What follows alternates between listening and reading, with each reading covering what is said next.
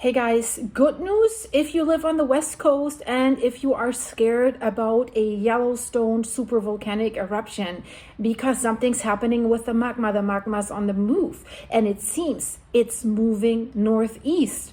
Woo! What is happening with Yellowstone? Is this good or bad? Is it really good for the West Coast? We will find out. The USGS has found out about that just recently. So is this concerning? The supervolcano would blanket the US in ash. And that's why this is so important where the eruption is going to happen, because you see that picture behind me. This is basically where it would have the most effect, where the ash would be the thickest. And you see the West Coast, like West Coast of Canada, Portland, Salem area, a little bit of Northern California, that is still in the affected area, don't get me wrong, but it's not orange and it's not going towards the pinkish blue areas. That's where it's going to be bad the most, so to speak. So that simulation of that map here, that really illustrates the explosiveness of the Yellowstone volcano that lurks beneath the Yellowstone National Park in the state of Wyoming in the USA. For those of you who don't know that, but I know, guys, you definitely know it. And many of you have asked me to talk about Yellowstone. So here it is for you guys. And it's an interesting one because that is really showing us that this magma is not silent, it's not quiet, it's not stagnant, it is moving. Let's have a look at the Yellowstone Volcano Observatory map with their measuring stations, and let's have a look at the recent earthquakes first before I tell you more about these latest findings. So you see everything that's orange, the orange dot off the coast of southern Oregon. So there was just an earthquake in the last 2 days, and the larger the circle, the larger the earthquake. So it was probably in the magnitude 3 range. And but what is interesting is the stars that you see about around the Yellowstone caldera. There's lots of these blue stars.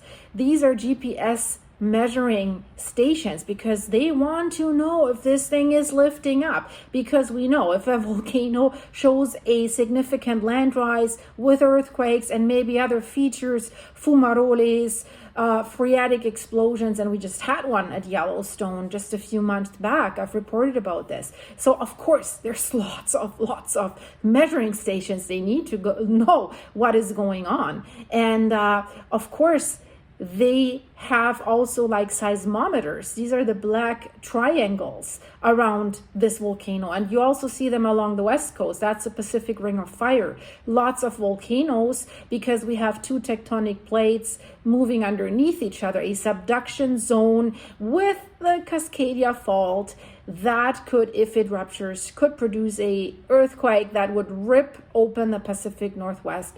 Scientists are saying will destroy everything west of I-5. I-5 is the highway that goes from California all the way up to Canada, to British Columbia. So everything west of it would be totally devastated by these subduction zone earthquakes, a mega thrust earthquake. But that's not our topic today. We want to talk about Yellowstone. So of course, they have measuring stations there as well. And if we zoom in a little bit, you also see they have temperature measurement stations in place.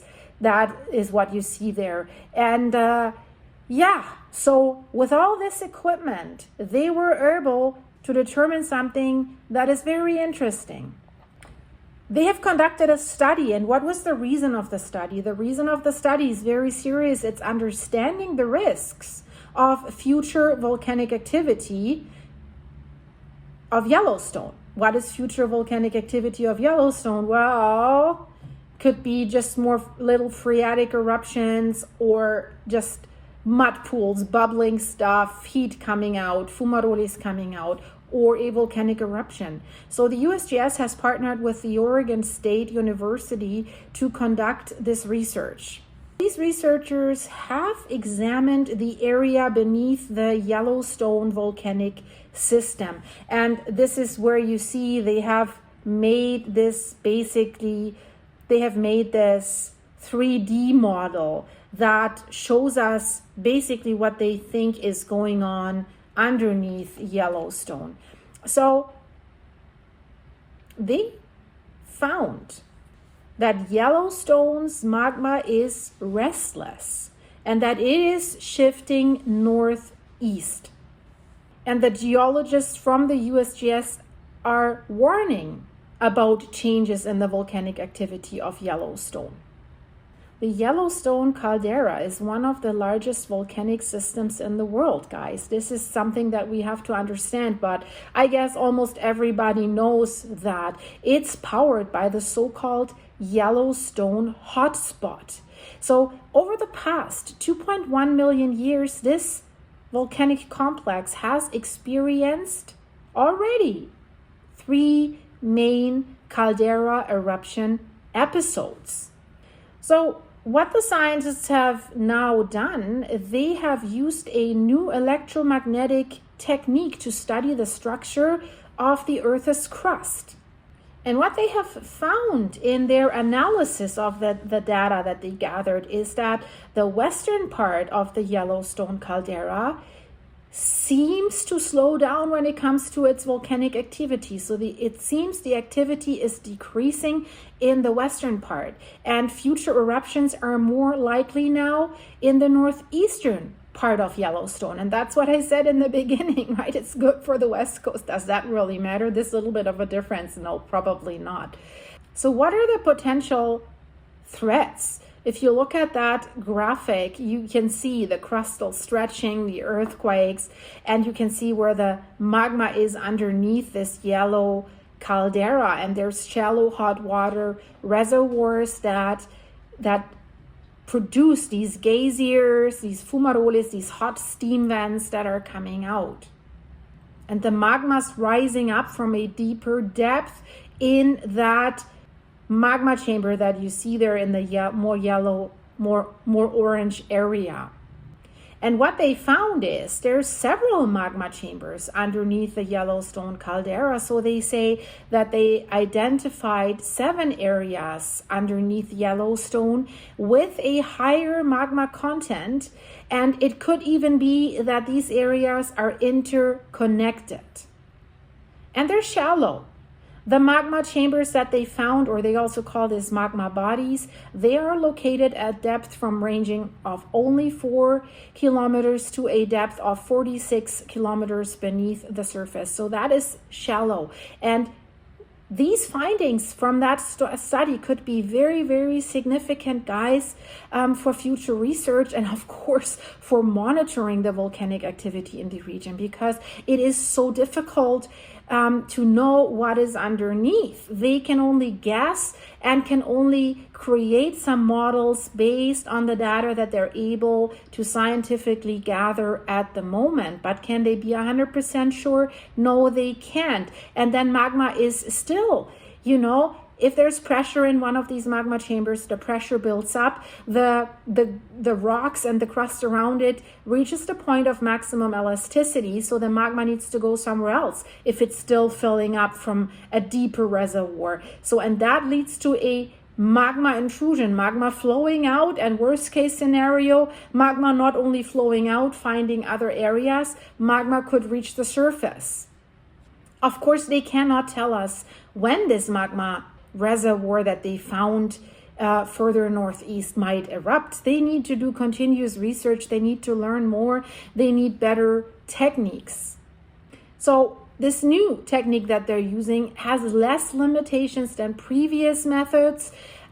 Previous research methods were limited to the Earth's crust, to the properties of the Earth's crust, so such as measuring the temperature, but it made it challenging to really determine the location of the molten rock of the magma precisely, because there could be hydrothermal activity, water flowing to areas. You could measure temperatures, but they can be influenced by weather, by rain, by temperatures that are coming from outside. So that's why they're excited about this new approach, because that could yield to more precise results. And that's not only important for Yellowstone, that is important for Campi Flegrei. I'm reporting about the supervolcano near Naples in Italy that is so highly densely populated. They're basically living right on the volcano. So the more research you can do and the more results you can get, the better.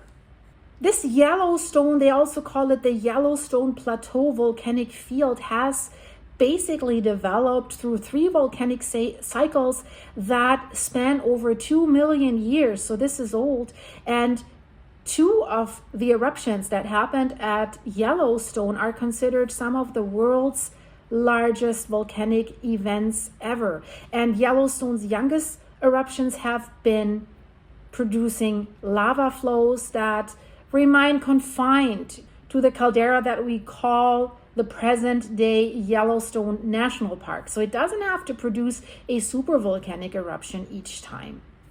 The most recent lava flow is the Pitchstone Plateau. That's how it's called. It's 77,000 years old. That just on a side note.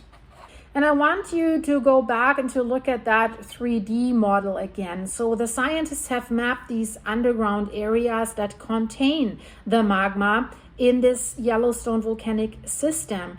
And it is essential for them to know where the magma is to predict future activity and, of course, keeping the public informed about potential risks.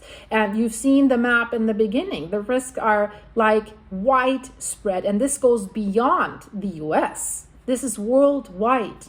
So they have gathered quite a clear picture of how the magma is distributed through the crust at Yellowstone using this method that is most sensitive to the presence of magma, and it's an ideal tool, what they're saying, for imaging volcanic systems. So what does this method rely on? I find this very, very interesting, guys. It relies on the Earth's natural electromagnetic field. And also the INGV in Italy has conducted studies about that to be able to potentially predict earthquakes, and they have good results with that. And we know volcanoes and earthquakes, they come together. If a volcano erupts, it shows earthquakes. So that's why I'm very excited about this. And they also said that this method of mapping magma, it's really mapping magma, what you see here in this 3-dimensional, multidimensional model here. They're saying it has brought a new level of understanding of how this Yellowstone system might also change in the future. So what you see here, scientists have mapped, it's called rhyolithic magma. That's a form of magma or hot molten rock that has caused previous explosive eruptions in Yellowstone. So it has already quite an eruptive state. So the study found out that across the Yellowstone volcanic system, that the percentage of this rhyolithic magma is low. So that is good, because that could give an indication that an eruption anywhere is unlikely.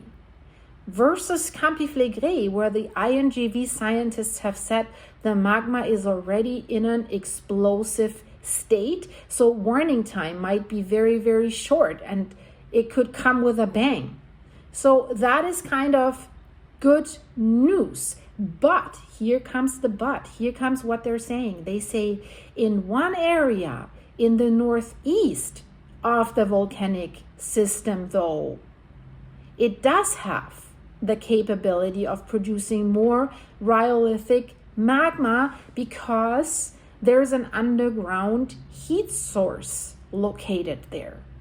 So, oops, what does that mean? Just the likelihood of an eruption has shifted to another area. And what is that heat source?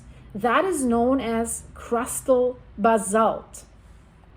And you see here, the dark red in that graphic, that's the rhyolithic melt that they have found. And the yellow stuff is the basaltic melt.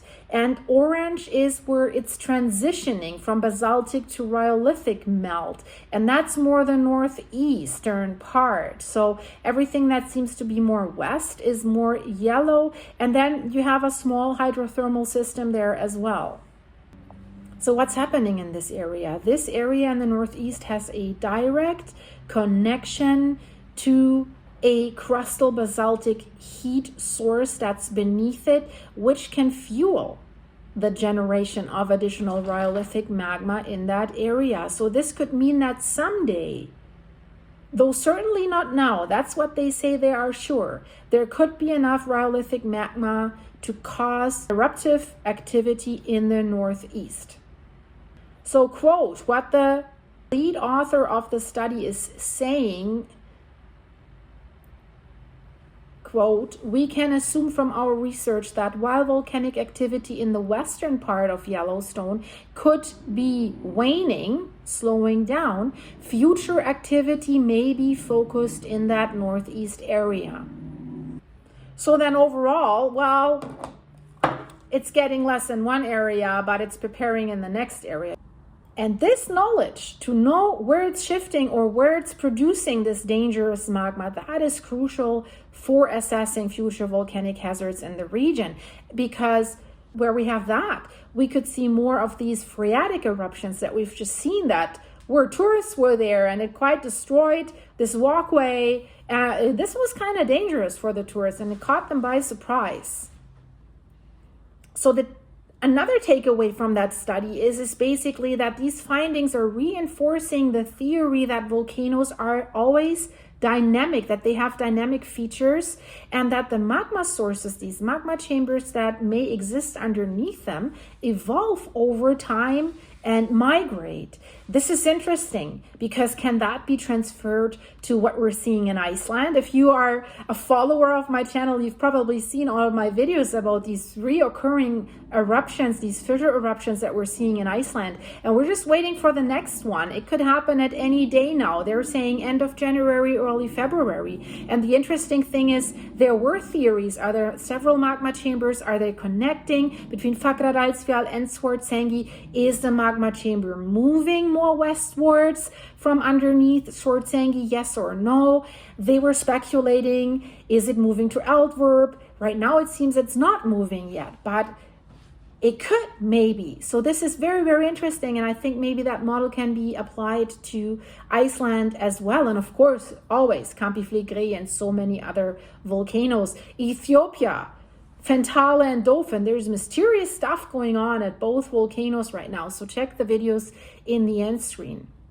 So a professor of geophysics at the Oregon State University, he was a collaborator in that study, Adam Schultz, he said, quote, what we are seeing really speaks to that migration and evolution of the magma bodies now that we can image them, and that's amazing. That is really, really great. And he says particularly by making use of the power of this method that they call magnetotelluric method of imaging magma bodies. He says that information that can be used by people interested in modeling the dynamics of these systems, and it can contribute to the efforts to make risk assessments, and they're so necessary. So guys, I hope you find this interesting. I will release future videos. I will go more in depth with this. And in the meantime, check out what's going on at Kampifligri. I've just released an update. They have found new stuff there as well, which is very, very interesting. But at the same time, keep an eye on what's going on in Ethiopia. There's two volcanoes. They're both doing something strange. So could we see a fissure eruption between the two volcanoes? Very, very interesting stuff, guys. So thanks for watching. Please subscribe if you're new here. Share the video with your friends. And if you would like to support this channel, guys, go to my buymeacoffee.com website /silky. The link is in the description of this video, by the way. Also, if you want to join this channel as a member, click the join button, or also go to the link in the description. Check out my playlist for the members if that's something that interests you. What's chaotic stuff's going on behind the scenes, check that out as well. And thank you for your support, guys. You are absolutely awesome for your supers and your coffees. It's really, really appreciated, and it keeps this channel going. So thanks for watching. Stay safe and be prepared. Another update very, very soon, guys. Bye bye.